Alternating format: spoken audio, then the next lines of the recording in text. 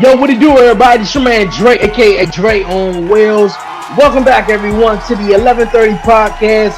Talk pro wrestling. What it do, man? It's Friday. We back at it, man. We made it. The weekend is upon us, man. Man, it's time to talk some pro wrestling. Good morning, good night, good afternoon to all my listeners all across the world, wherever you may be at.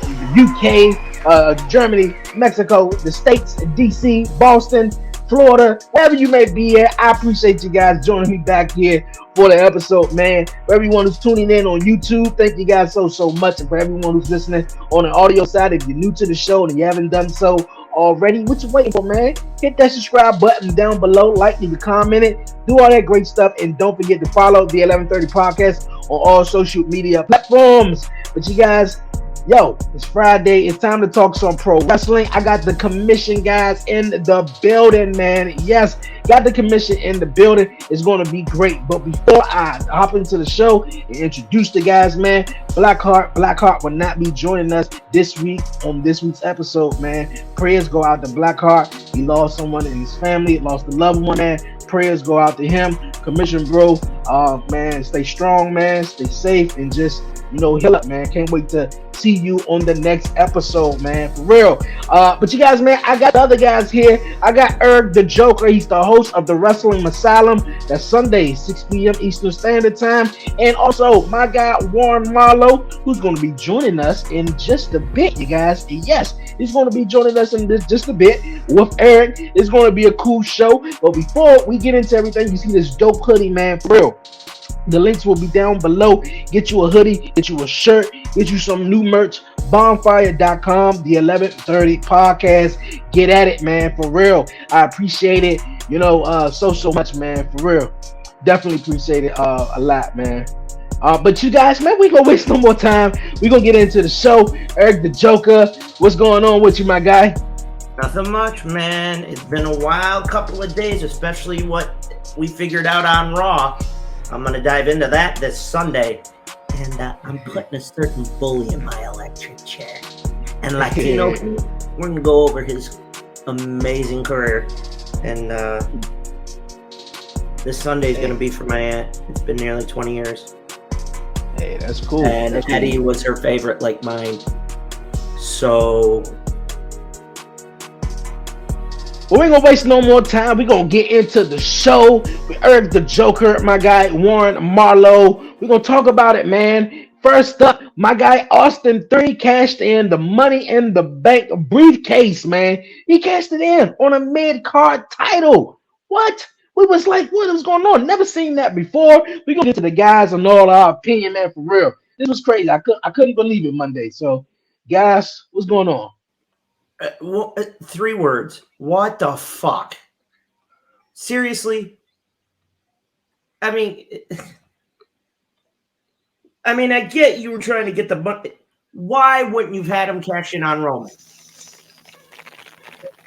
The thing I just don't understand, it was a mid-card title for him to cash in. Like, why is he cashing in on the United States That's Championship? what I couldn't figure out. I'm like, if this is for a heavyweight championship belt match, you don't cash this in on an Intercontinental. This isn't like Feast or Fired back in the TNA days where you could take, or whatever shit that was. And I mean, for fuck's sake, folks, I mean, tell me if I'm wrong here, but when has any Money in the Bank been cashed in for a mid-card belt? This is the first time it's ever been done. What I want to know is, what was the logic behind it? Because to me, this is like, you know what? I don't give a shit if you have him cash it in on Roman. Everybody just knows Theory's going to get his ass whipped. And now we've got the Money in the Bank, dealt with it out of the way. We can put that match back at WrestleMania where it belongs and get rid of the Money in the Bank themed pay-per-view and call it a day. Hey, Hunter, what were you thinking? Yeah, we got my man Warren Marlowe. He's joining us here this week on Talk Pro Wrestling. Warren, you in the building, man? Oh yeah, what's up? What's up, boys? Hey, what's going on? What's going on? But Hey, yeah, Warren, what's going on? What Of Eric course, was I saying, come I in think with my boy Theory messes up. Oh my gosh. I think this Uh-huh. was from Triple H. Like obviously now Vince McMahon is no longer in charge, and it was kind of like, yeah, you thought that you were going straight to the moon, or you thought you was the next world champion because when Vince McMahon was there, he molded him to try to be this big superstar and having him in his office and trying to teach him stuff, but since then, he haven't been on the road though. But cashing in on a mid card title though, we've seen it. Uh, We seen a couple of weeks ago where he teased to try to cash in on the NXT title, leading up to that NXT premium live event that they were having. And I'm clueless.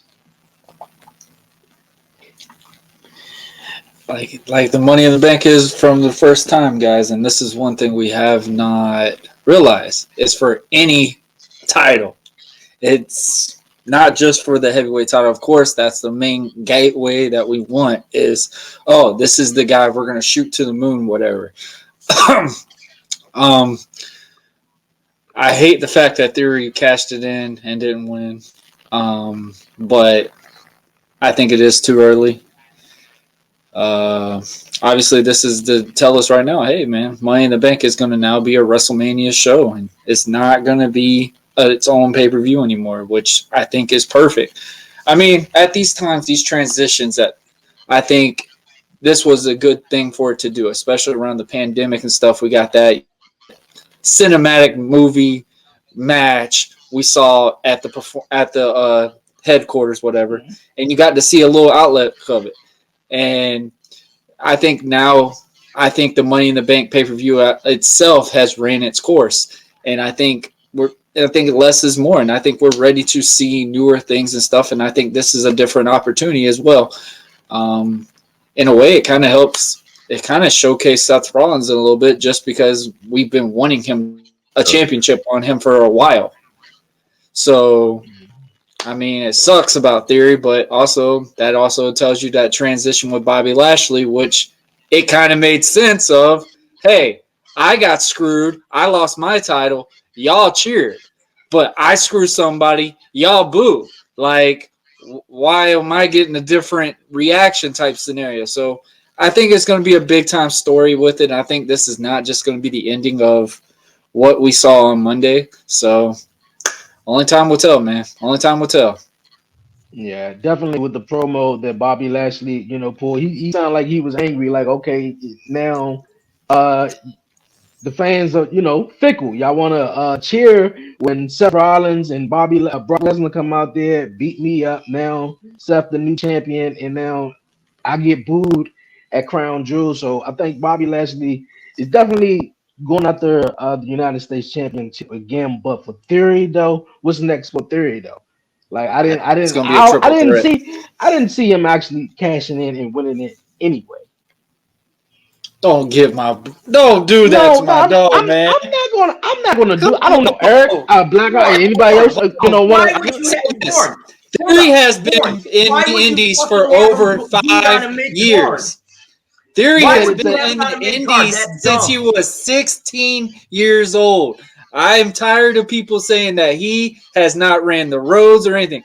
I I'm I not no no literally no. saying I was that. didn't. my. No, I didn't. No. I never said. No, I want to hear what We Eric never said. What said did you say, that. Eric? What I'm we're saying as saying is, general. why I'm would you saying have as him cashing general. on a mid card belt?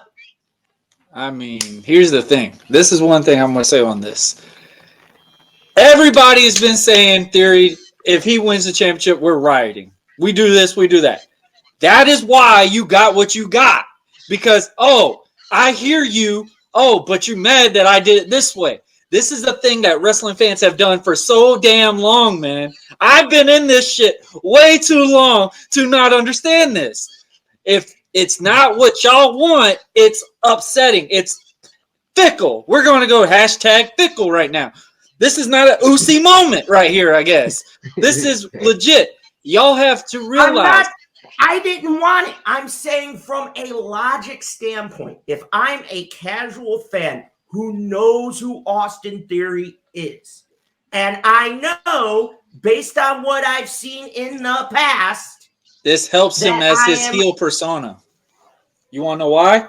Because You know, now it rewires his whole process. Yeah, I do. Yes, I agree. I agree with both of you guys. As far as what Warren says, now that he has lost so many matches straight, and now he done cashed in, and now he's in a elite club of guys who failed their cashed ins. So Gives him now a new outlook. Gives him a whole new road. Yes, it can give him a new outlook to be like, hold up, wait a minute, all of you guys really thinking I'm soft, and I'm gonna show you like what's really going on. And he can come back from this. But I do get Eric's point too, though. Since the obsession of Money in the Bank briefcase and everything to it, everyone cashed in on the world champion. Though it didn't make sense for anyone to cash in. Yeah, I think no, Charlotte didn't necessarily cash in, but she won the Rumble, but she chose the NXT Women's Champion. Yeah, that was weird too, never done before. But for Theory, I think this was Theory way of, or well, Triple H way of saying, we're gonna cut you back down the ladder and let you grow. You remember the promo a couple of weeks ago where MJF and William Regal was having, and that William Regal said, "Yeah, I did all of these things to light a fire under your ass," and I think this may be a way to light a fire under Theory. John Cena storylines. Look at all of John Cena's old storylines. How many times did he have to go after a title to finally win it? It wasn't the first time he won the title. He got to chase it. That's what creates that whole stamina to get the build of what we call superstar power. That's the only thing I could say on this. Like, everybody did not want Theory to have this briefcase. So Triple H said it as, okay, we got to figure something out. So guess what? We're going to do this. And obviously, we're going to put this involvement into a title match that's going to happen in the near future. And it's going to probably be Lashley, Rollins, Theory. It's clearly that's what's going to happen. But it's like you have to realize not everything's going to be a banger, but there is always going to be a story aspect to why that happens. That's what we got to realize. This is like a movie, guys. We are not going to sit here and watch somebody and we're going to know the bad guy in the very first opening scene. You have to watch it tease all the way through the film to get that reveal. So this is how I see that. This is a new opening for Theory because now they've been labeled him as Vince McMahon's boy. Now he can have a whole new transition now. Yeah. I get what you're saying, Warren. I definitely get what you're saying. The rise for Theory, coming back and bouncing back from he'll be a main guy next year. Mark my words. Yeah. We'll definitely now, see. Here's a thought. I just had this thought though. I'm not just saying it because he was an old tag team. No. Here's what I thought, the Warren, that you just said that. What if he wins the Money at the Bank next year at WrestleMania, does it again, but turns around and goes, fuck it, I'm cashing it in that same night. We've seen that. That'd be nice. Mm-hmm. I think this is going to be that. It's like that part was like, hey, man, he just can't win the big one. Like, ever since he's won that Money in the Bank, it's a slow ride back. But guess what? Then that means he's going to transition a whole new character, a whole new stamina, a whole new storyline. There's many options. And guys, think of it this way. Who's running the company right now? One of the best heels that has been in wrestling. I don't care what anybody says. Triple H is labeled as one of the best heels around. I'm sorry. You watch the Attitude Era to see somebody beat Triple H up. I don't care what anyone says. He can make Theory be that newer transition in the longer run. The dude's only 24 years old right now. Yeah, he could. There's plenty of time. I actually wouldn't be surprised if they had the Money in the Bank match at WrestleMania and he actually wins it. And he actually wins it at WrestleMania. Fans will be upset about that. Yeah, I know they will, but just for him, I don't know. I don't know. All right, but you guys, remember, we're gonna move along here on the podcast. Another thing that took place on Monday Night Raw that was real shocking, you guys. Someone came back and returned familiar face, you guys. Mia Yim joined forces with the OC to take on the Judgment Day along with Rhea Ripley. What was you guys' thoughts? Once Blackheart shared on his Instagram that she was released and let go from Impact, I was like, she's going one or two places. She was going with her husband in AEW, or she's going to come over to WWE. And we seen her return to WWE on Monday night. What would you guys think of Mia Yim's return and her alliance with the OC now?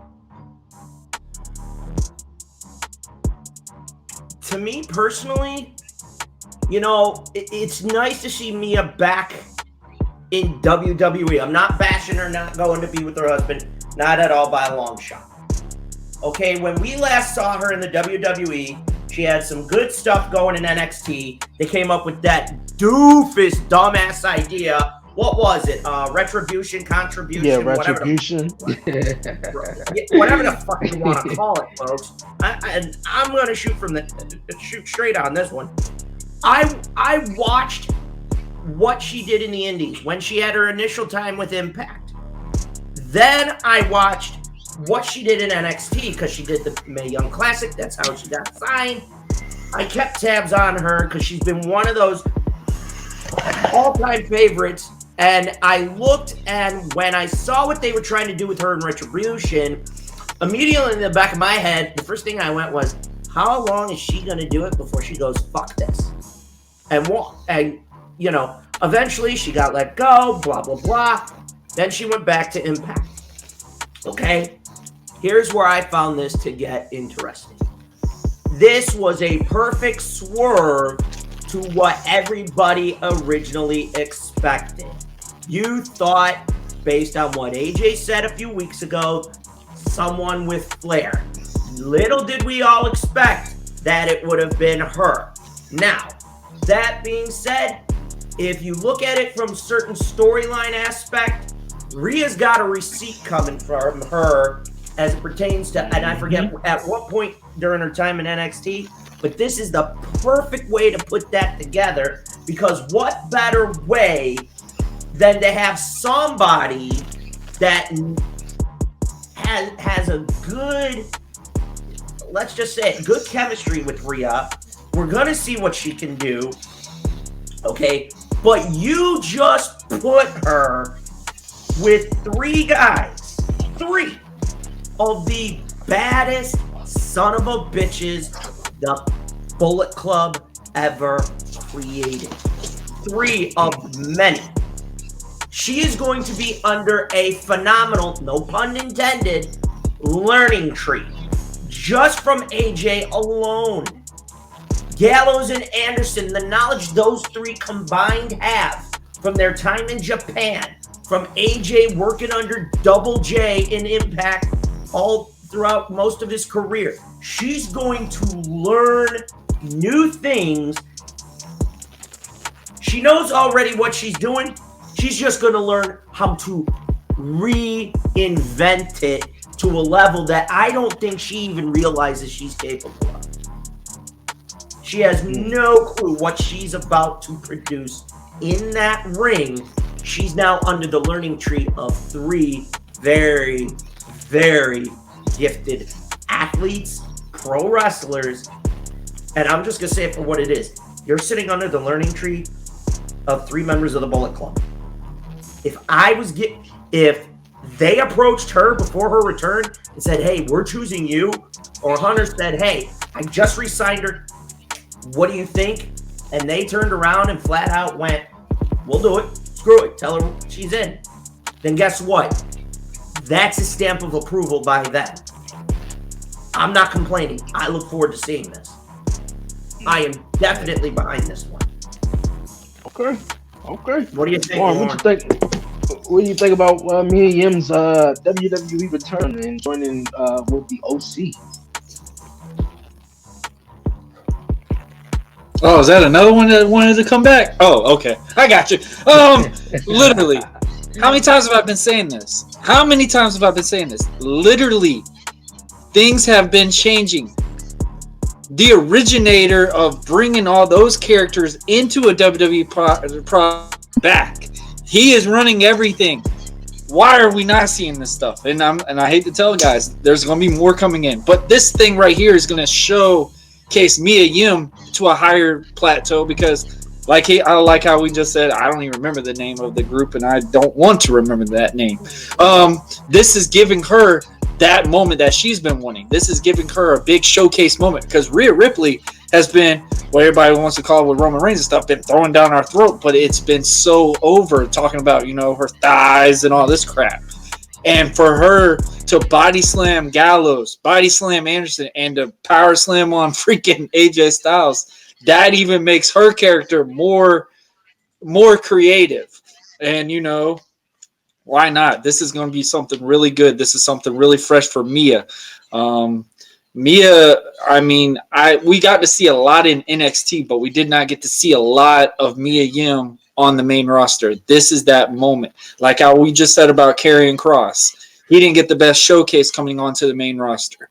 Now it's a new transition. BDSM outfit.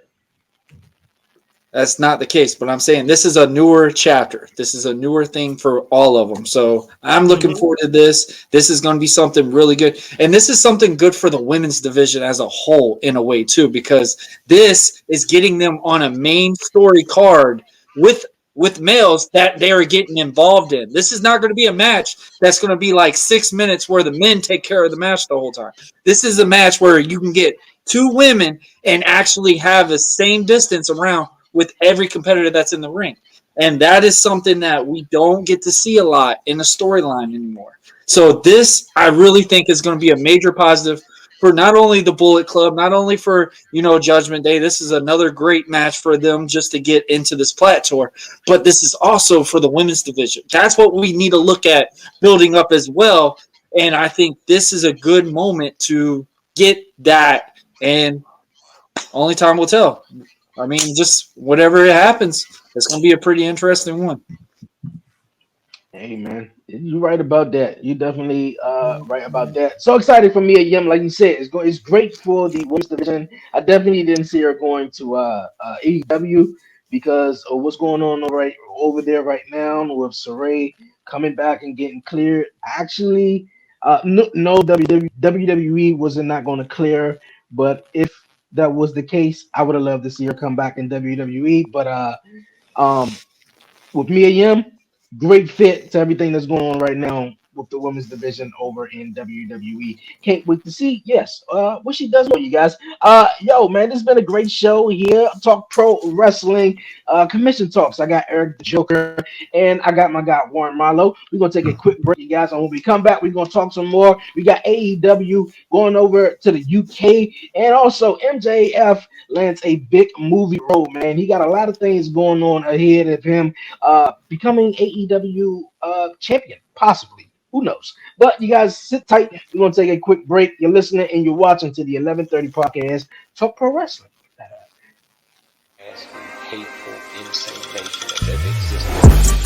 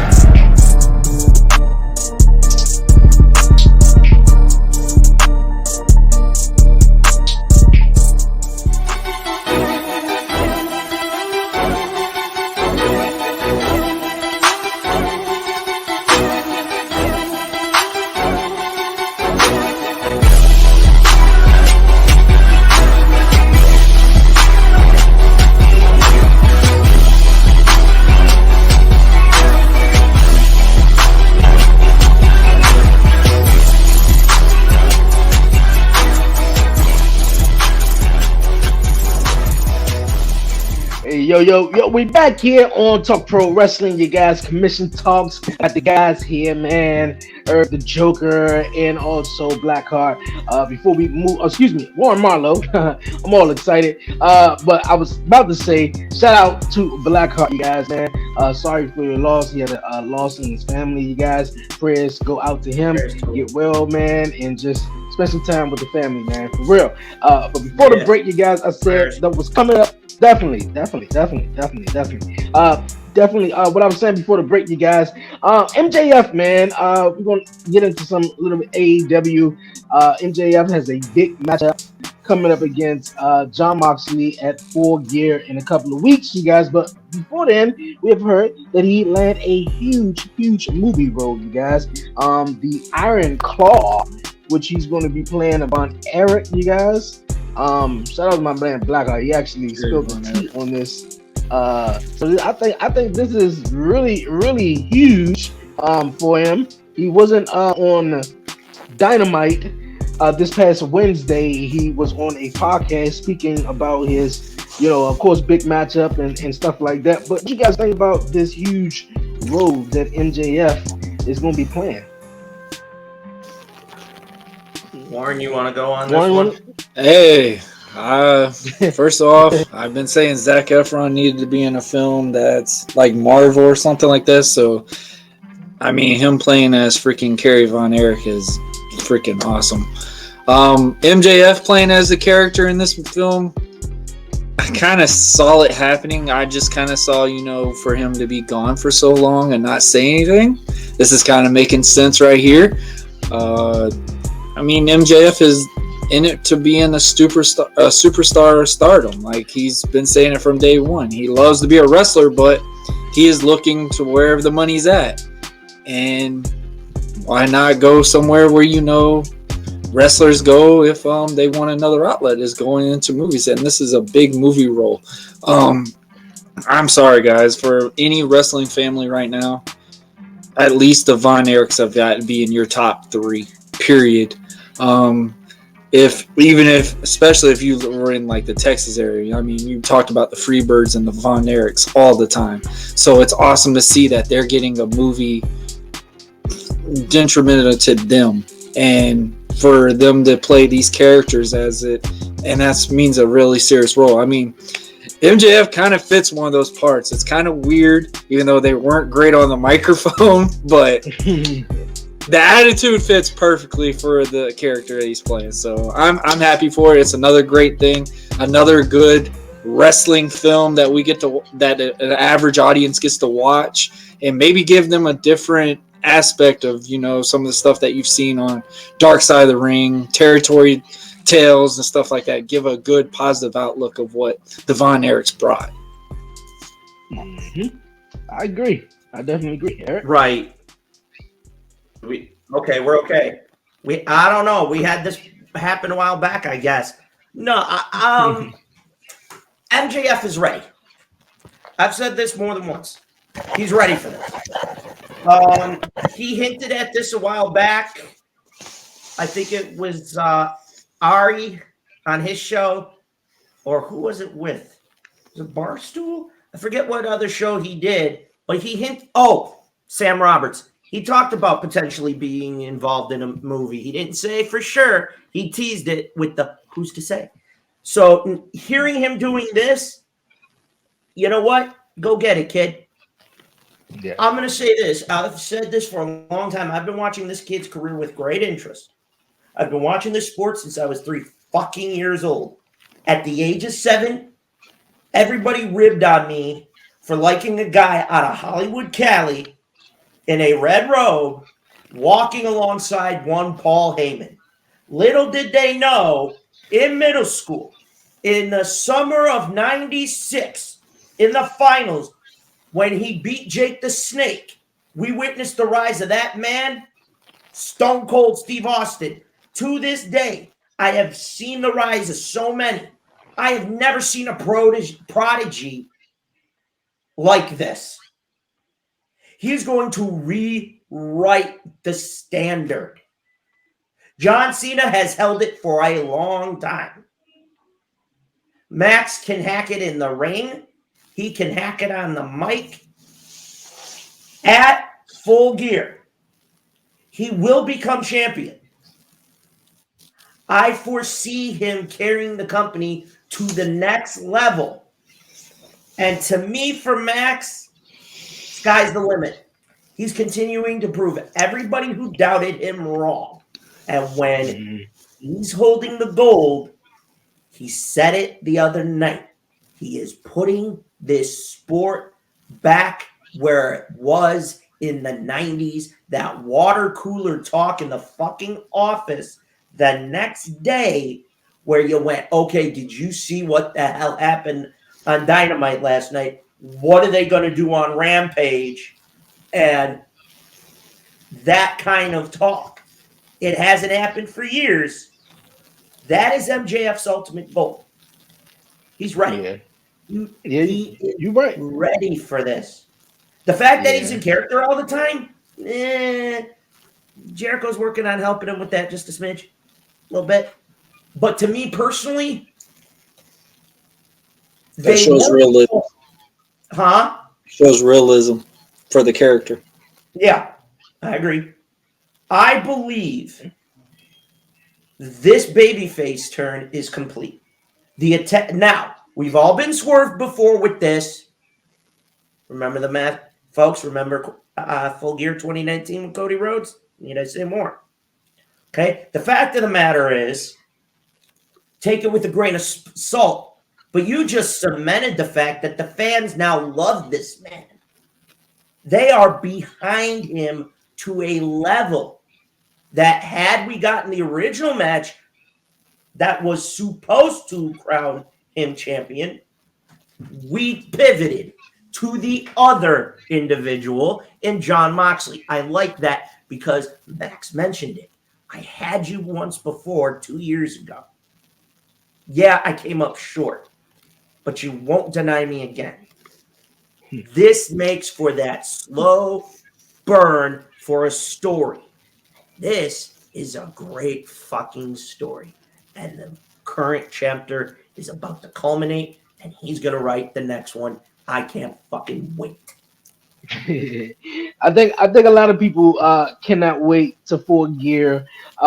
Real fast before I move on. Yes, I think this is the combination. This is the part where I think MJF does take the business to a next level. It's been a long time since we've seen a guy who could talk on mic like MJF.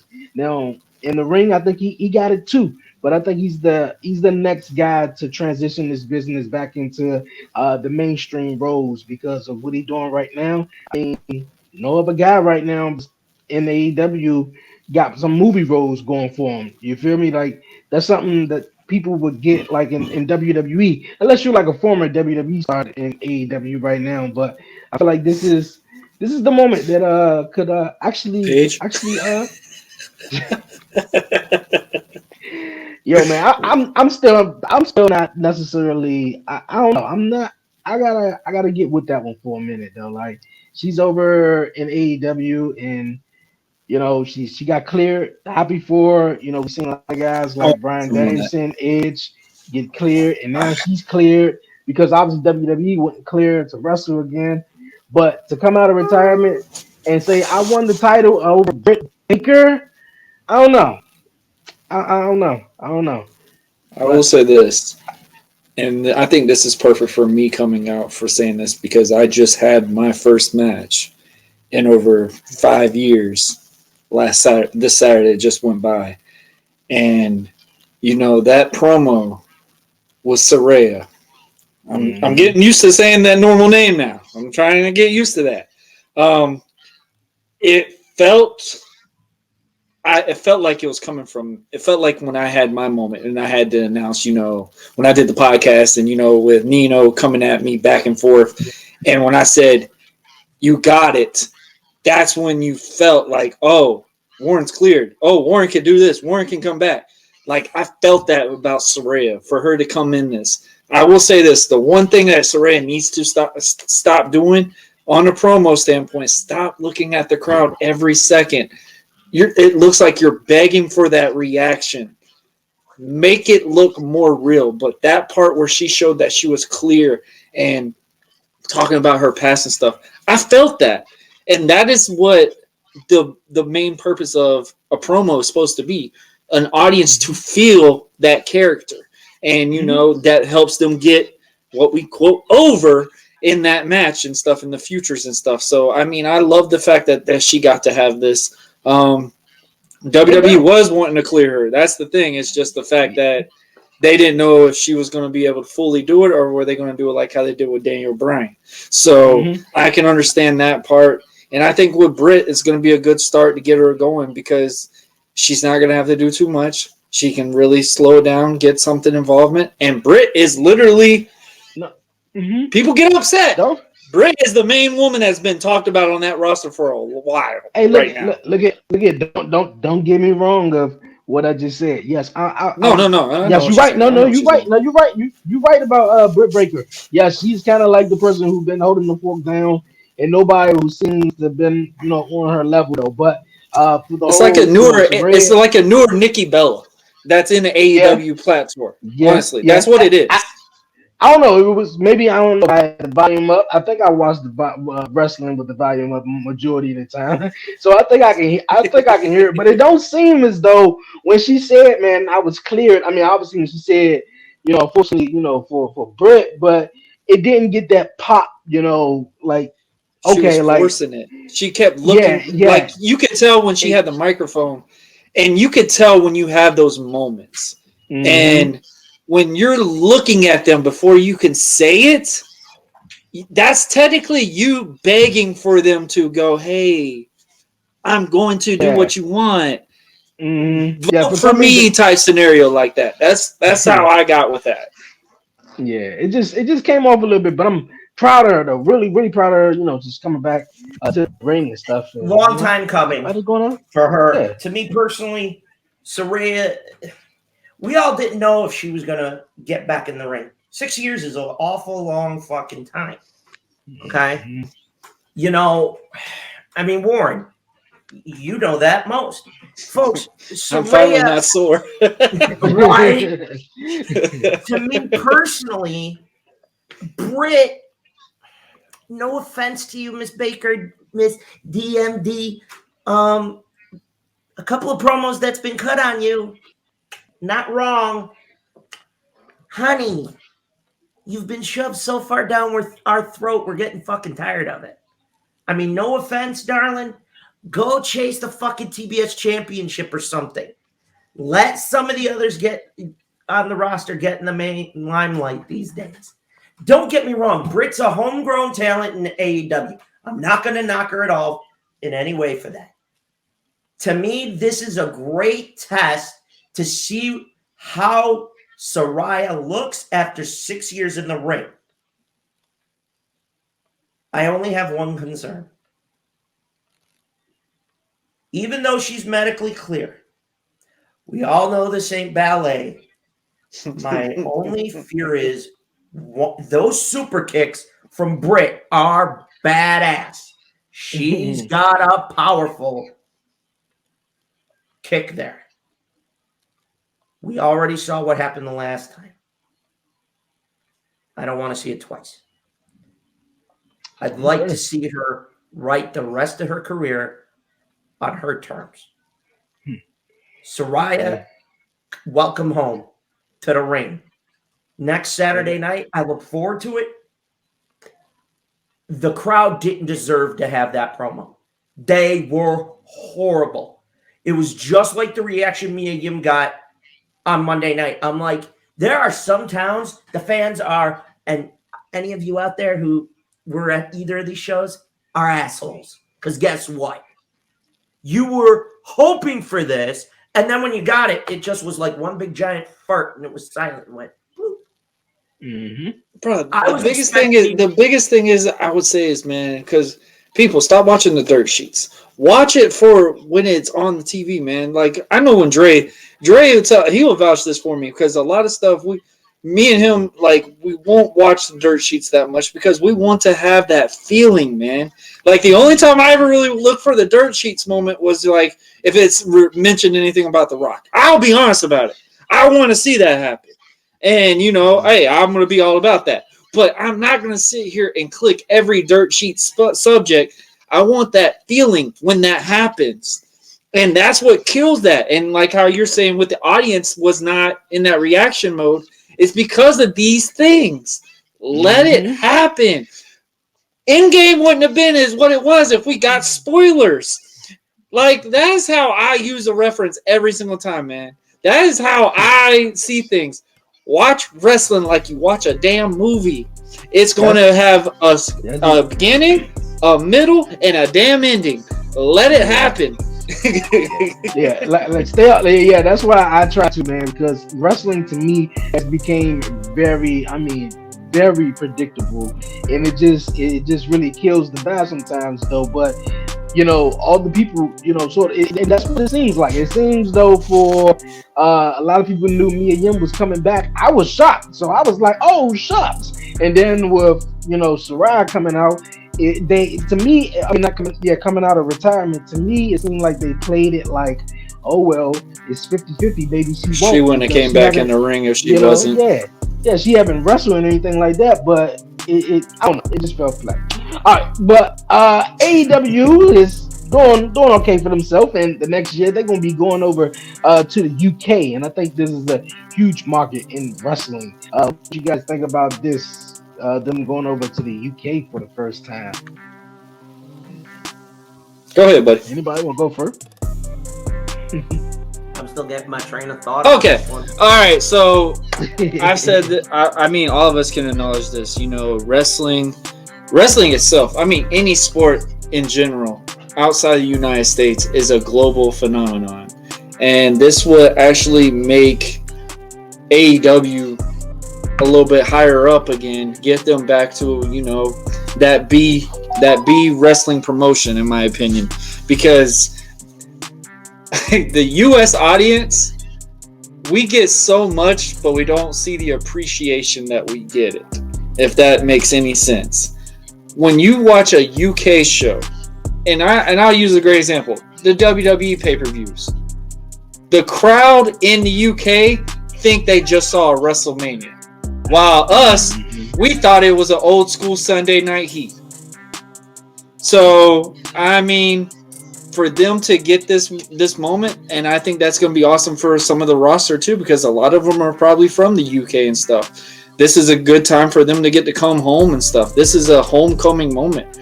Wrestling in the UK is a big product all around.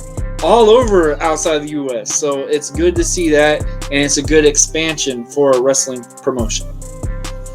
That's cool. AEW to me, this was inevitable.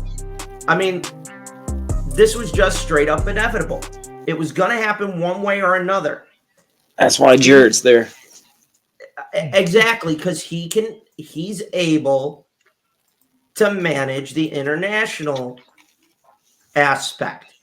I personally am excited for this because now you're going to have a unique opportunity. You're going to be able to, if you're going to do dark and dark elevation matches, you're going to have talent there that you're going to want to expose. I don't mean in any other way than this for all you perverts out there. Okay. They're going to expose that talent to an American audience that might not know them. And then you're going to get people going, okay, I want to see this more often. This is going to expand the globe. And Warren, you said it. That's why Jarrett is there. Jarrett can handle it. He knows the international market quite well. I'm seeing within the next year or two, we could end up seeing AEW go to Japan to have a small tour. Not like, something major with New Japan, but just pick like Tokyo and have a Dynamite and a Rampage there. You could see them end up in Australia for all we know. This is good for Great Britain. Great. This is just the beginning of an international growth that's been a long time coming. And it's only been 3 years. Yeah. That to me is crazy in a good way, and it's so much historic because if you're a pure wrestling historian, you never would have thought this could happen. You didn't. I thought, okay, maybe 2024 is when it's going to happen. You're still building to an extent. I'd rather see it happen the way they're doing it. If they can get into Australia, South America, you get Asia, and you get Africa, you're conquering the world. And you know what? There's nothing wrong with that. Warren, you said it best. Europe, pro wrestling is huge. You're in England, I guarantee you, the minute William Regal walks out, the place is going to go batshit fucking nuts for that man alone. Mm-hmm. Yeah. I'm happy for it. Long time. But they did it. They did it in 3 years. Yeah, I'm loving it. The fact that once they made the announcement Wednesday night and said they are going over to the UK, I was excited because I spoke about this numerous of times. Look at Clash of the Castle. Just the audience and just like they haven't had a pay-per-view like Erg just said. That's their WrestleMania. That's their WrestleMania when they see that for the first time in a long time, because especially like Clash of the Castle was their first event. In 2 years because of the pandemic shut down everything. So they were supposed to get a WrestleMania. Yeah, I'm hearing that. I'm definitely hearing that. And Vince was working on that from what I remember. You're before right. Before COVID, WrestleMania 42 was supposed to have been in London. No, okay. Oh, so now even though we're out of the pandemic, they might not be doing that. No, obviously with that thing with Saudi. Sorry, we cut you off, Dre. But with the thing with Saudi right now, I guarantee you they're probably not going overseas for a while. Yeah, until we know what's going on with that whole mutts. But I mean, this is good for the sport as in general, because think of it this way: with the NFL, you're going to see an NFL game played in Germany this Sunday. That is giving a newer wide reach, because back then, NFL was only loved by the Americans. But then we went to London, and that gave a whole new aspect. Every time when you watch a London game, you're not just seeing the teams that are playing, fans wearing their jerseys. You're seeing every NFL team jerseys in that audience. That is telling you that they are appreciative of these sports.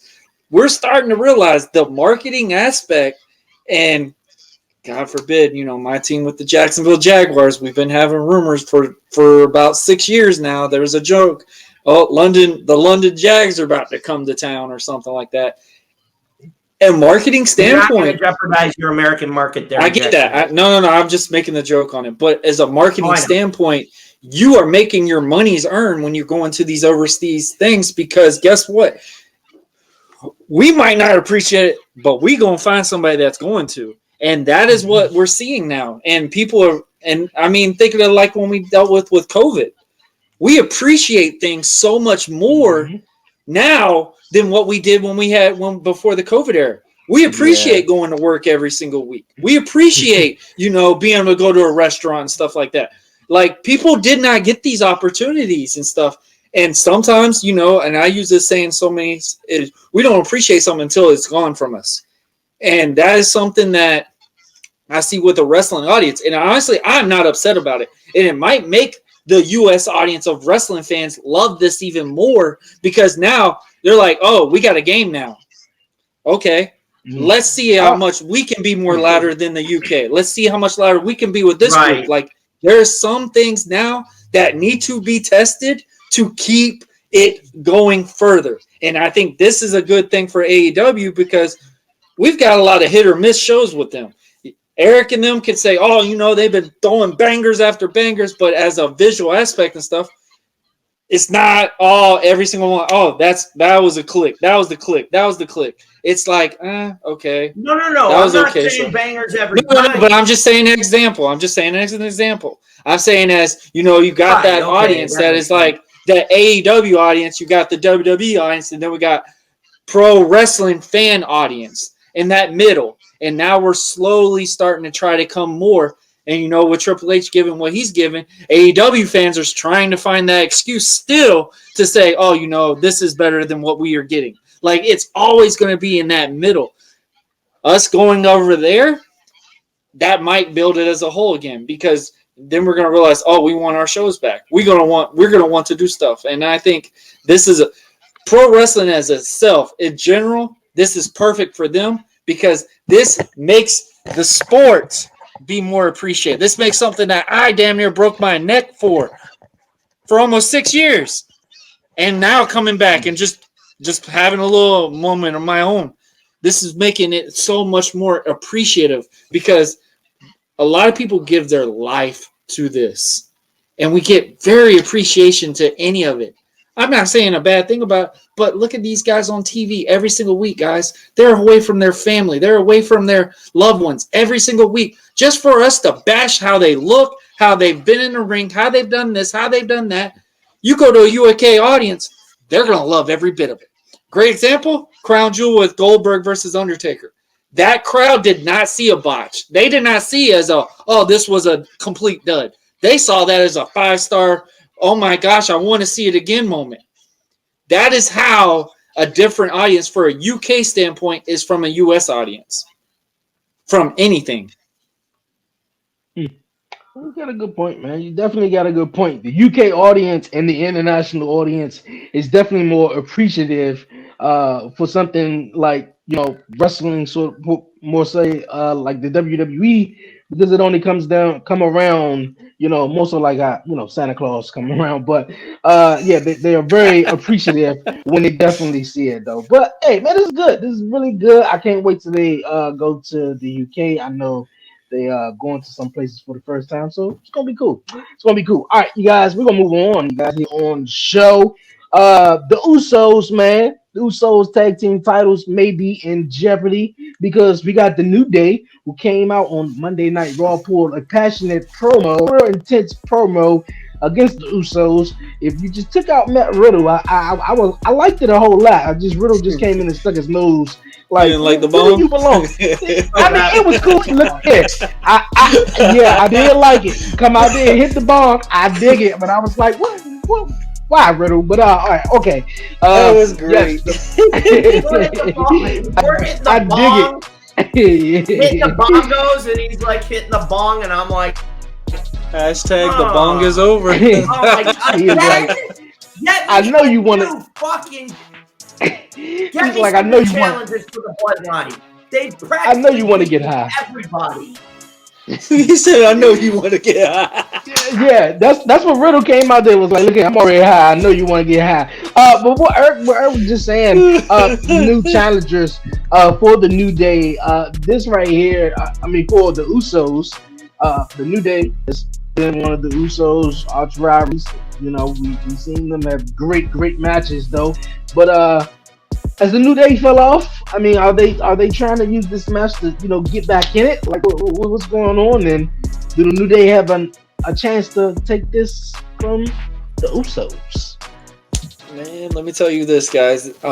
As a storytelling aspect, yes, we always talk about good matches with the Usos and the New Day. I don't think there's ever been one bad match with these guys.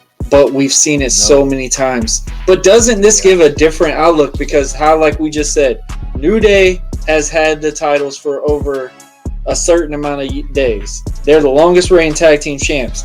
This Friday, tonight, can be a different chapter. There can be a new longest reigning tag team champs. And it gives that a different visual. And I think that's what wrestling is giving, that streak, that mystique. The greatest tag team. This is the battle of who's going to be that tag team now to hold the tag team titles for so long. I think that's a cool little aspect to it. And obviously the bloodline, they can't do any wrong. The stuff that they're doing with Jay and with Jimmy sitting there beatboxing on the bong Monday was pretty classical as well. It's just entertaining. And it's good to see the New Day finally get a match to get more that mystique back into them. And obviously we're going to see a good match between them. But I mean, we pretty much all know what the outcome is. Hey, it might even be a swerve. I would not be mad about that. Something that makes somebody get on the internet and be upset about. But it gives a little bit of a wider look and kind of might make that broaden horizon for the tag team titles as its whole, because this is the battle of who's been the longest tag team champs. If Usos win, they are the longest ones completely. If the New Day wins, not only did they just conquer that chance, but now they've even upped their little history records as well. So I mean, it's going to be it's going to be a pretty interesting aspect, just because, I mean, obviously, guys, New Day versus the Usos. Yeah, Can you say anything else? I mean, yes, it's recycled so many times, but it's a good match. So I don't know why everyone's upset. Yeah, hey, I think the New I'm Day. upset. Go ahead, Wheels. I can wait. Go ahead, Doc. Yeah, I think the New Day is like more so. I'm not about to sit back and just let.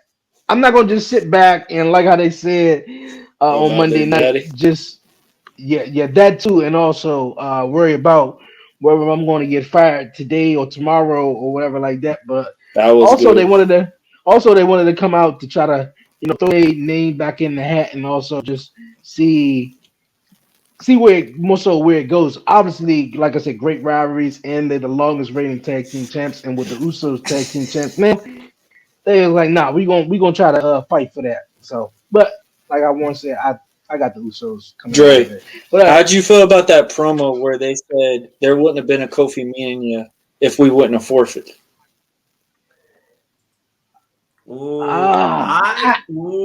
That That you had to have a feel to, because you're like, he's not lying. yeah, they're technically he not ain't wrong. lying. I don't disagree with that one. To bring that back up, that makes it for a new. I'll give them that. Mm-hmm. I will give them that. They made that. Now that I think about it, that made a huge valid point. You got an emotional feeling towards it. That actually makes the audience look into the match now, because now what we talk about, the typical audience, that could possibly be a twist for the New Day. Look at Kofi. I think they. Kofi, Yeah, this might be a more vicious side of Kofi. I mean, that I think promo was not a typical New Day promo. It was a serious promo. I loved it. Now that you said that, I think this is really gonna go, kind of like that in a way.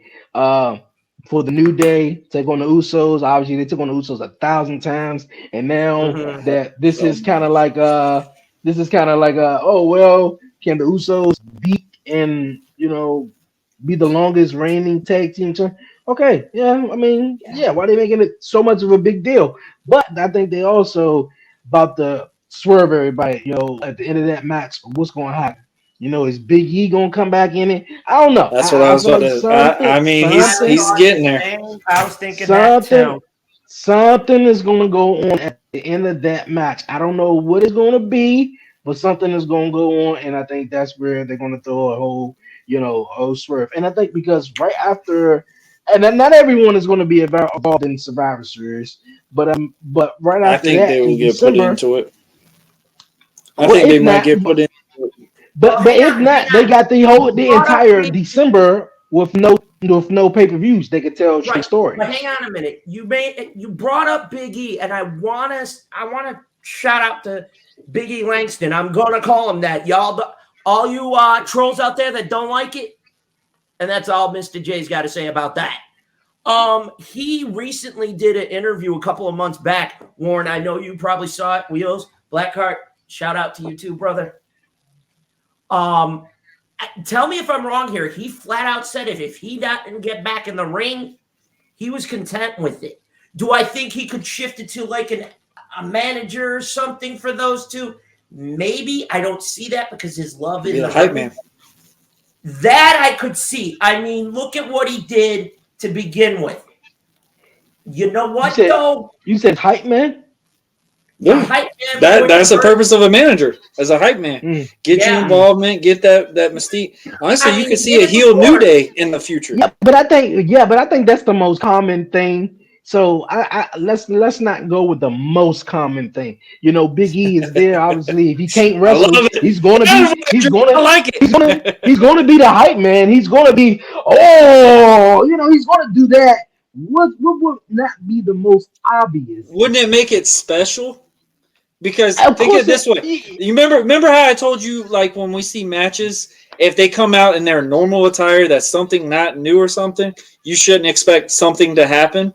But when you come out in a newer attire, a newer entrance standpoint, having Big E in that entrance would make a more of a reaction for them to cheer the New Day. It might make it more matterful to whatever outcome it happens because something is different. It's going to make you go, oh, this is not going to be the same thing we're used to seeing no more. Because that's something I learned in wrestling. When you have that moment, you change something up. If it's a title match, you wear a different gear. When we go to WrestleMania, you don't see the same typical gear that you would see on a Raw or SmackDown. That's a newer gear for them because it's that's their Hollywood cinematic film. That's how I see when we do matches like this. Now, if there's something that happens for them to come out in a different visual, New Day might come out more fierce, more obviously ready. That mean, okay, they're going to want to come in there and they're going to get their licks in, but we know what the outcome is. It's those little things that can make a whole reaction more matterful. Oh, no. That's why I say that hype man, because if Big E comes out, think of it like a football team. You get that hype song to get yourself to get ready to go through it. Plus, you got to run through this paper thing, which I don't think anybody's failed at running through the paper to go through. But you got to get that moment. You got to get that, hey, I'm ready to chew on rocks and stuff like that. Like be in that mode to not be stopped. I think that would give a different feel to that match. Okay. Maybe the Migos thing. Lord only knows. Could be. All right. Okay. It's going to be a good match, though. Yeah, it definitely is. It definitely. I'm looking forward to it. Definitely. All right, you guys, man, we're gonna move on here on the podcast, you guys, man. Before we wrap it on up, real fast. I last week on the live episode, I had Warren Blackheart and took on and Tyler Starks, and we were talking about the World Cup, the SmackDown World Cup. Warren was off busy landing SmackDown on some candy ass. I know that was awesome, man, coming back though. But Warren, I want to give you also thoughts on this whole SmackDown World Cup ahead of the FIFA World Cup that's coming out on Fox. I forgot. Yeah, FIFA World Cup is right around the corner too. Yeah, that is. I mean, it's something cool for SmackDown. I mean, this is that new uprising thing. I think we're going to see some newer NXT guys coming up, stepping up to the plate. Even if it's a temporary thing, this is something for them to get a showcase to a bigger audience. And this is going to make SmackDown better, guys. We're wanting that future built up. And I think this is something to get a hype around. And I mean, who doesn't? God forbid, don't let me ever say this. I've hated tournaments now due to so many wrestling promotions right now doing tournament after tournament this year. So I'm not too excited about it. About, Warren? But anyone in particular? Wrestling tournaments as itself, my gosh. But it's something different, man. Fox probably requested it, so why not? Give somebody a newer visual. Give them their moment. This could be their WrestleMania moment. Give it to them right there on Fox.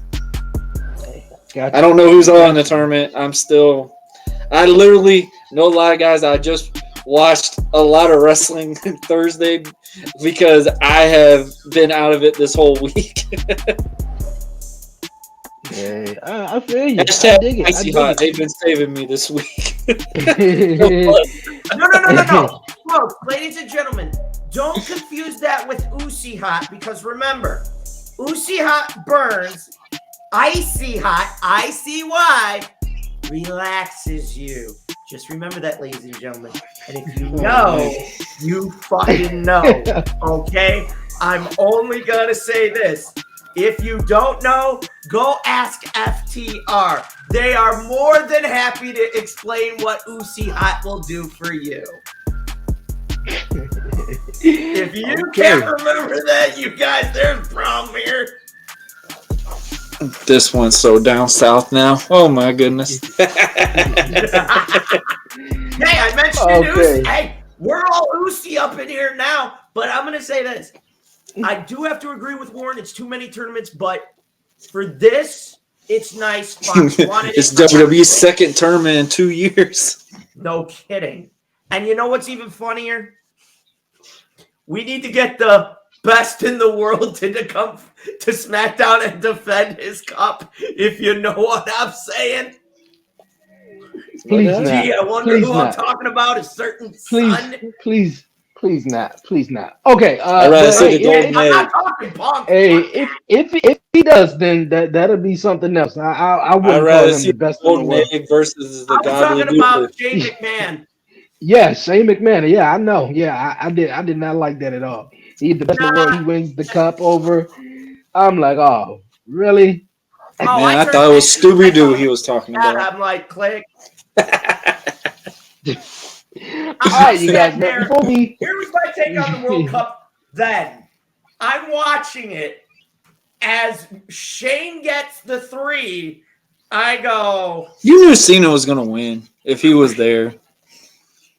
Cena or Angle. That was between those two. I wanted Miz to do it because you had a great story going for Miz with Shane. You had that hell of a fight at Mania that year. I sat there. I'm going, where is this leading? And then Miz gets screwed out of it again. And I scratched my head and immediately I went, what the fuck? Changed the fucking channel. I turned on hockey. Or whatever the hell was on that night. Okay, I know. I did the same thing. All right, you guys, before we ride on out of here, man, for real, here on the podcast, you guys, with a lot that's going on in the world, man, I got to ask my brothers, man, a mental health check-in, man. You guys all right, man? What's going on? Anything you guys want to share? What's up, man? You know? Check-in, man. Go ahead, Eric. Pretty much just, I'm in the middle of overturning a decision about my mental health case. The courts are backed up due to partially the pandemic, and 2 of the justices that also sit for this particular court in the disability process, they're slammed. And it's not that one of them doesn't have my case in their possession. It's they're backed up and they're having to go through a lot. That's been rough. My dad is debating semi-retirement. My mother's still dealing with pain from an accident 4 years ago. And if I ever get my hands on the son of a bitch that T-boned her, he's lucky he's going to be breathing. I'm going to bust him up. So I've been having to deal with that. How do I want to put this? I'm okay, but money's tight, and it just gets to a point where it's like, what more can you do? I mean, at almost 38, and battling through what I've battled through for almost 16 years. I never thought I'd have to go and say, hey, I need the extra help. I expected to have a long career of some kind, retire, grow old, and that was it. And not this. It also makes dating increasingly difficult. And, the worst of it, and I hate to ramble on, is what happened to me about a week ago. Some people know about this. A lot of y'all don't. I knew somebody for over 4 years, and 2 years as friends, roughly to his dating. Around this time last year, I was going to ask the biggest question any man could ever ask a woman. And 3 seconds into asking, she walked. And I bumped into her the other day at the mall. She's like, "Hey, do you have 5 minutes?" And I went, "Unless you got an apology for me, I got no time for you." And I basically opened up and I just said, "Why'd you walk? You ghosted me. You blocked me everywhere. You wouldn't even take a phone call. Why did it have to be? Why did you have to wait till you see me in public to say something? A year. A year coming this Wednesday." I said, "You worked in the goddamn mental health field. You knew what you were doing, what it would do to me. You threw away a fucking friendship, the relationship I could have handled. I would have grieved that, folks, in a month. Instead, I spent 7 months."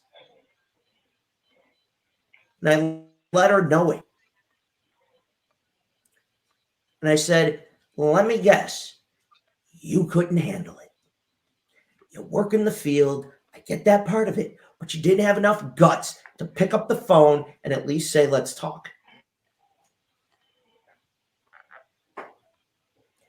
I have had enough relationships on one hand in my life. 2, I walked in being cheated on. 1, we grew apart. 1, I let go because of a job opportunity out of the country. I could not hold her back. And then this one. I'm at a point in my life where through the ups, through the downs, I'm very guarded. What happened messes with you some days. So to all the guys out there who've been through different forms of heartbreak, so it's all right. Stay focused on what you enjoy doing. And if they never come along and you find that peace, even if it's not with somebody, and everybody goes, "Well, why didn't you do this? Why didn't you do that?" You look at them and go, "I gave you all a shot. You shit the bed with it. What's going to happen from here? Who knows?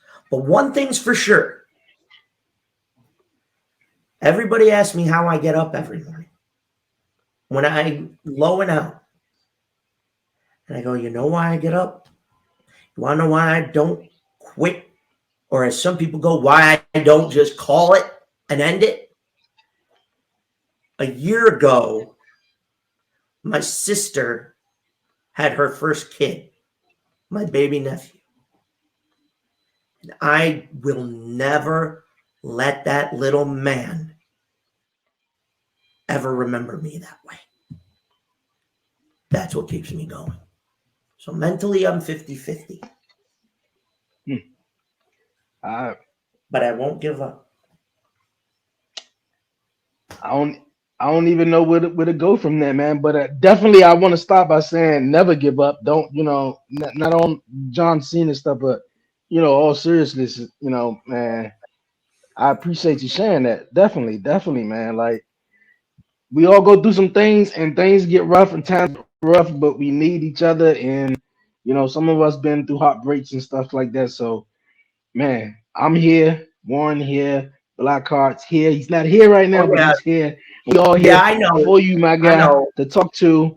Yeah, man. I always wanted to try to reach out to him, and reach out to my guys and reach out to people, man. So definitely, man. I appreciate you sharing that. I really do. That it got real, It's real, hard. real fast. Man. Hey, It's that life hard. is. I It was appreciate it. hard What? because I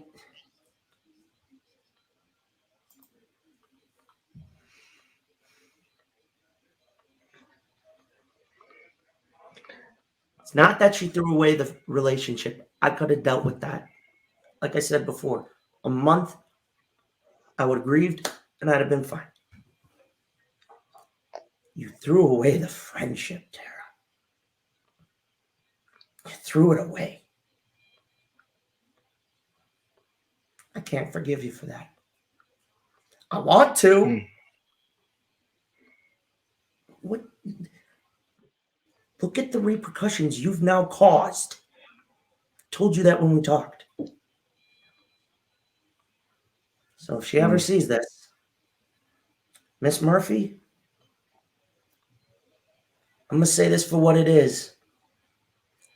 Don't ever cosplay as Harley Quinn again, because you sure as shit ain't her. No matter what she and the Joker went through, she never would have done what you did. mm. I'll leave it at that. And guys, Hey, all I'm gonna I say look. is thanks for letting me tell you that. No, man. Thank you. Definitely. Thank you for telling that, man, and speaking your mind and getting it off your chest. Uh, Warren, you all right, man? You good? Mental health check in, man. You straight? Are you on the mute button, man? I think you muted. Oh, there we go. There we go. Um, if anybody's listening to my shows, man, I'm an open book when it comes to this. I mean, people see me as a motivational speaker sometimes and stuff when I've said some stuff that I've been through and stuff. One reason why I started buzzing with Marlo is because I've went through a lot of stuff in my life where I wanted people to remember that you're not alone, and it's better to get help than being a statistic. And if anybody doesn't know what that means, 9 times out of 10, the most choice we always choose is, what's left? Why is my purpose here? I had that moment. Um, like how Eric's talking about his nephew. I had that regarding my firstborn son. And I know Dre and a lot of other people, and if you've listened to my show, God Lee, I've revealed this thousands of times. That's actually how I got in the world of pro wrestling, is based off of a choice. It was either me make a really bad choice and probably be locked up for gosh only knows how long, or make a choice to do, hey, get paid for it. So that is a little thing. If nobody's known that, go check out Buzzing with Marlon and you can find out the whole story. But I mean, mental health itself right now, I mean, I couldn't tell you I'm happy. I've been happy that I've been in a long time. Like my mental health has been a very tough thing for me a long time because I never knew how to reveal myself. When I say reveal, I never knew how to express how I felt to anyone. I always was labeled as this guy to be the shoulder to cry on and stuff like that. So when I had that moment hit me, I didn't know how to react to it. And me coming from a military background, man, I've always been that tough cookie. Like my wife will tell you numerous times, I have no emotion. And I've learned it's okay to be emotion sometimes, but also like I've said before, man, it's better to get help than it is to be a statistic. And this is something I live by every single day, guys. And if anybody wants me to trademark this, y'all let me know. But this saying that I live by every single day, every setback makes one hell of a comeback.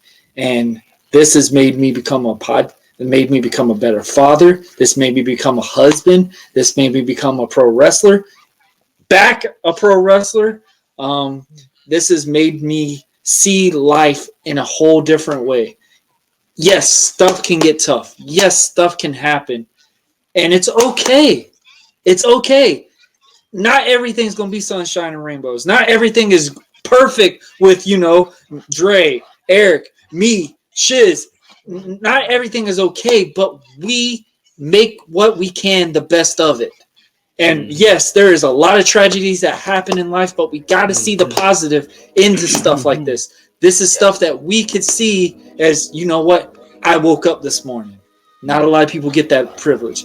I got to have another birthday. A lot of people don't get this privilege. Like, we have got to realize there's a lot of things that happen in life to make you better. That is the best way I can say this. Things happen. It's like, hey, what do you mean by that? Why stuff got to happen like this? It's just a part of life. It's something that we are drawn into. And this is something that we've had to learn, you know. You either deal with it, find a way to get yourself out of it, and don't be that statistic. And Eric, I'm going to be real with you, man. I'm sorry that whatever you went through with that feeling, I was the whole opposite. I never wanted to get married because of something that happened regarding my son. And that woman in there made me change a lot of things in there. So all I can tell you is, man, keep fighting. The right one's going to find you. I'm not considered a love doctor and any such, but I'm telling you, man, things do get better. You just got to find that, like I say, man, that positive aspect to an outcome and stuff, man. Trust me. If you don't know anything that I have said in my past, bro, go to an episode that I've revealed this thing. I was very, and you know, me and Dre will spoil a little bit, man. We do things on our episode that we kind of hesitate sometimes to. And I remember I did a full episode regarding it because I had somebody talk to me about it, and I just dished it out of the blue. Didn't have no way of controlling myself. When I went back and listened to it, I had my family listen to it first. I'm like, is this okay to put out there? Because I didn't want the audience to look at me a different way than what they've seen me. Oh, this is that American Prodigy. Oh, this is that guy. I did not want them to look at him and go, oh, so you were on child support. Oh, why did that happen to you? Oh, what did you do to cause this? I didn't want those feelings. But I have had to learn, you have to be real to the audience for them to be more invested into you, because the more real you are with them, the more they care more about what you bring. And I can tell you about with Dre right now, man. Dre has been a huge motivation to so many men, man. So many guys, so many men itself, man. I remember when Dre had a conversation with me and Shiz a while, it was about, what? Well, obviously now you got, but I remember you had that conversation. You didn't know if you could be a dad. And not a month later, Dre got to reveal that he was a father. Dre revealed that him and his fiance got to have a baby born, and he's getting to live this moment and stuff. And like how he's had, you know, the rants and stuff talking about, you know, hey, I go to sleep when my kid goes to sleep. There is some people be like, hey man, you don't need to roll over. That's just people's opinion. We have to realize, you know, we got to live our life. We're not living life for other people. We're living life the best we can, the best that we have brought. He's coming from a background, you know, not having a father for so long. So he is making sure he is going to be in his kid's life. I can tell, Eric, when you have that, when you finally get that experience, which you will, man, everyone has that moment. You just got to find that positive aspect of what is revealed to you. Yes, that sucks of what happened, but guess what? There's a way better choice in that later down the road, man. I thought the same thing. I flat out said when I had the problem I had, and you know, I was with my high school sweetheart for the long haul, and you know, I knew Samantha went in high school, but I didn't know Samantha. If that makes any sense. We weren't talking. We weren't doing anything like that. Like, I was hooked on one girl, got her pregnant, and crap happened to me. I literally swore it up and down I was never going to get married. Never going to get married, because I got engaged twice to that person. Yes. I have a bad story to myself. So trust me, if you have anything you want to reveal on that, I am definitely all ears for that stuff, man. But you have to realize things happen for a new adaptation to building a stronger persona in life. And, you know, I know we went a little bit further along than we used to, but I will say this, man. check out my episode tomorrow. I'm giving a visual aspect of how I feel regarding celebrities when it comes to affecting a younger audience, regarding choices, regarding of all these different personas. I want people to tune in today to check it out at 5 p.m. Eastern time, because I'm going to give a lot of this stuff, and I want people to come out and talk and give these visual things. And that's one thing I've preached so many times. Drop the gimmick. Yes, we are a man. Yes, things happen to us. And guys, I'm going to be honest, maybe a little bit more than what happens in a relationship at times, because we have to endure more. We have to be that provider. We have to be that, the person that they rely on. And I know Dre's getting that experience now being a father. He is realizing that his son relies on. They're what's giving him that knowledge to adapt in life. And, Eric, just judging about how you talk about your parents and stuff, man, I can tell you're going to be a great father. I can tell you're going to be a great person for that next person in the future, man. Just keep yourself in a positive mindset to get there, man. And I'm telling you, it will eventually happen. Right. I know I ran it out. I'm sorry about that, but no, it's good. It's good. It's good. I like it. I definitely like it. No, man, I yeah, definitely just that pro appreciate it wrestler gets all knocked on his head, from man. from Eric Chen, his story, and from the wise words from Warren Marlowe. But man, from myself also, man, every day is a challenge, man. And just trying to be the better version that you was the day before, and just try to be grateful and just be thankful. And just like Warren said, a lot of people don't get to see the next day, and they always focus on the negative. I was always told, man, when you wake up and even if you don't feel your best, and if you wake up and it's just like I don't know if I feel like it, words are powerful. Words are very, very, very powerful. And you wake up and you like, man, you know what? This day gonna be some crap. It is gonna be some crap. Oh man, you know what? I might walk down to the store, and if this dude say something, I'm gonna slap him. You ain't even left out the house, but when you walk down the street, it's gonna be something. And I think put that positive energy out there, and it's just like, man, today is gonna be a blessed day. Today is gonna be a great podcast, and just remind yourself and just tell yourself that, yo, everything is gonna be worked out, and everything happened for a reason. I lost my brother back in April, and I came to realize, like, yo, man, it's to me. I felt like to me his purpose was for me to find my purpose back into podcasting. Because when he came back around and we was chilling, it was just like I wasn't doing nothing. He was just like, man, what you want to do? I'm like, man, I don't even know. Yes, you know. I knew what I wanted to do, but he was there to lead me onto the way of doing this and doing something that I always wanted to do, man. Always wanted to do. And Eric spoke about, the whole, On that note, guys, the biggest thing is, man, we got to uplift people. We cannot keep bringing people down. I mean, the way the world is itself, I mean, it's a, I'm not saying a lot of cuss words, but it's a shit show.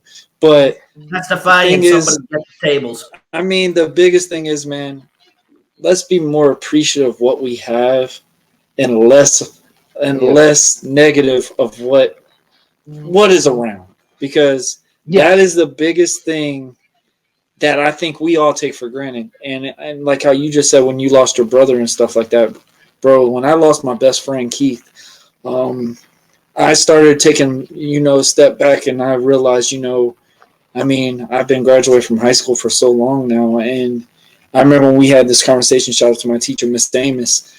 Now it's the principal of Yulee High School, so shout out to her.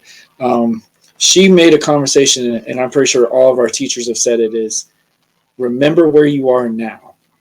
Look around. Not everyone's going to be here 10 years from now. Not everyone's going to be here for that high school reunion and stuff like that. And I got that visual effect when I lost my best friend. And I take everything in perspective regarding all this situation now, especially with my daughter now. I never said I was going to have another kid. I got another kid. And, Yeah. I see so much things Yeah. differently than what I saw with my son, because my son, he was taken away from me before he was 3. I'm getting to do all the stuff that I haven't got to do with my son, with my daughter. And it makes me more appreciative to what I've got. So I've come to a lot of clarification going, you know what? I need to make what's best of it. Yes, I'm not in my son's life 24/7, and it sucks. It sucks. I've never took my son to school or anything like that. I get to do it with my daughter. Not saying like, oh, I'm gonna just make sure my daughter's better than my son. No, but it's like, sorry, Nicole apparently is flying all around in our area right now. But literally, it's the fact that I have to see this to keep me in that positive mindset. And that is something that is very powerful in many ways, guys. And I'm telling you, not in a spiritual way, not in anything. Things happen for a damn reason. And Yes. you become wiser when you get older. And, those are the things that I'm starting to see more as a whole now. Be more nicer, Yeah. man. That's one thing, man. I'm going to quote this from our best guy, Just me and Dre, man. It's and also, always more important to be nice, period. yes, it That's is, how man. I can It's say it. important. It's important to All be right, nice, rambling. man, and definitely, it's definitely important to be nice, and definitely important to think positive. Like I was saying before, I got cut off a little bit. The whole relationship Keep thing, it up for you. it's gonna work. It's definitely gonna work, man. Me and my fiance, we've been together, going on 10 years in January, going on 10 years, but we known each other for almost like 20 something years, since the third grade or whatever like that. So man, just someone, we all got that person that is for us, and that woman who just stood up and just left, and without saying anything and ducking you, she wasn't for you. It was for you to learn and to adapt and grow and move further. Now the fact that you saw her, now I don't know, God has Yes. ways of the universe has a mysterious ways of trying to tell us stuff, but all I got to say That's is, man, that's fine. keep your head up. Yeah, yes, keep your head up. And just keep pushing at it, man. For real, I appreciate everyone telling everyone, not only just me myself, but the viewers here, what's on their mind, man. And the checkup, we got over an hour and a half, man. For real, it's past lunchtime. I'm hungry. We about to go. So Eric the Joker, you the first one, man. Tell everyone where they can catch a new episode, man. And Buzzing with Marlo, you ride that. But yeah, Eric, go ahead. This Sunday night, 5 o'clock, on the OTTR podcast channel on YouTube, Twitch, wherever you get your podcasts, and live stream, ladies and gentlemen. Welcome to the Asylum once again. This Sunday, I'm dedicating to my late aunt. We're going to talk about Mia Yim's return, and we're also going to discuss the situation between the NWA and Nick Aldis. When we walk into a wrestler's life chamber in the Asylum, he was a favorite of my aunt's and a favorite of mine. The Latino Heat, Eddie Guerrero. And then from Busted Open, hey, Bully Ray, you get the chair this week. I got something nice for you. Folks, like, All right. share, and subscribe. Check us all out. Because you know what? Without the OTTR Pod Mob family, without Warren, without Mr. 1130 Wheels himself, I would not be here. This would not be happening. It is one of the beautifulest things I got. I appreciate it. I love you all. You better be in the asylum. And while you're there, keep your eyes out for a flying rodent and his pet birds. Starting to stink up the joint. Till next time, everybody. Okay. I got to get out of here. So long. I'm going to dip. But I'll catch you next week. Warren, D, thank you. And to Blackheart, my thoughts and prayers are with you, buddy. If you need anything, you already know. Till next time, guys. Oh, I got to get out of here. all right. Take care, everybody. Okay, appreciate you. Appreciate you. Warren. Hey guys, y'all can check me out on Buzzing with Marlo this Friday. Meant today, actually tonight.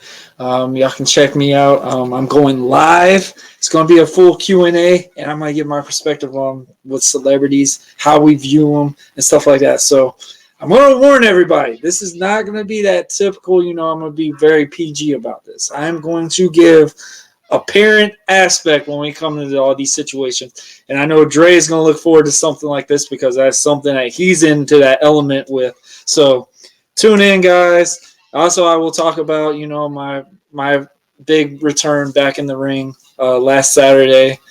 Guys, I'm telling you right now, I'm fully good to move around again. It's not ballet. It's not ballet. Hey man, I'm Boy, happy for you, man. man. I'm definitely happy for you, man. That's what's up. That is Yeah, what's man, it up, was man. fun. It was definitely.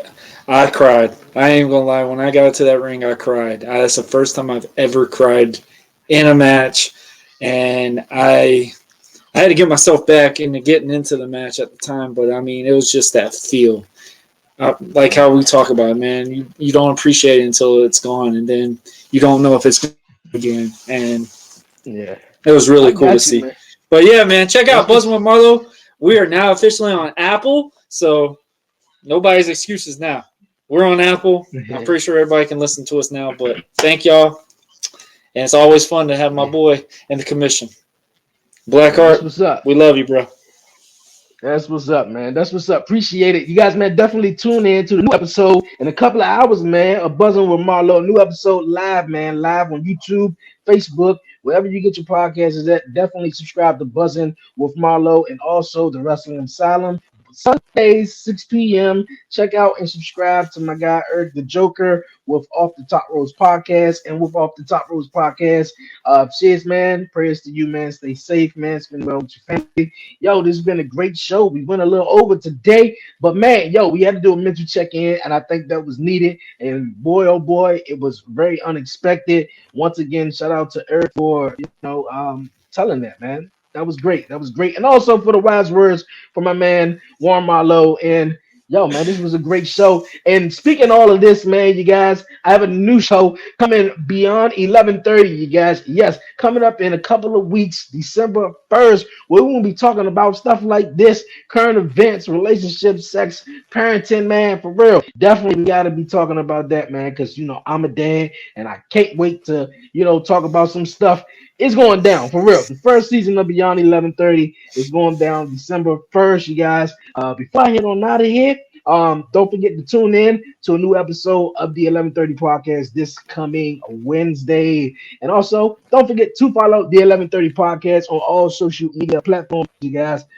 Follow me on Twitter at the 11:30 podcast, like the 11:30 podcast on Facebook. And if you haven't done so, this entire episode on YouTube, make sure you subscribe. And if you're listening on the audio side, hit that subscribe button on Spotify. Leave a 5-star rating and a review on Apple Podcasts. And don't forget to tell a friend about the 11:30 podcast and Buzzing with Marlo and OTR. For real, this was a great one, man. Until next time, make sure you tune in to everyone. The links will be down below. Make sure you subscribe. This was a great one. I'm out of here. I'm out of here. Hope you guys enjoy the rest of your day. I'm about to get something to eat. I don't know about you, Warren. You about to get something to eat too, man? Or you about My to head meals on out just of here, got bro? here, bro. I'm starving. Hey, I'm ready to go. let's go. Here we go, man. Yo, from myself, Dre, aka Dre on Wheels, from Eric the Joker and Warren Marlowe. We out, man.